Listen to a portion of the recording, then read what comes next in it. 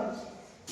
ତେଣୁ ଏହାର ଫେର ପୁଣି देखो दैर्घ्य रहउची प्रस्थ रहउची उच्चता रहउची तेरे याको कोन कहउची त्रिमात्रिक दैर्घ्य प्रस्थ उच्चता रहउची तेरे याको त्रिमात्रिक बा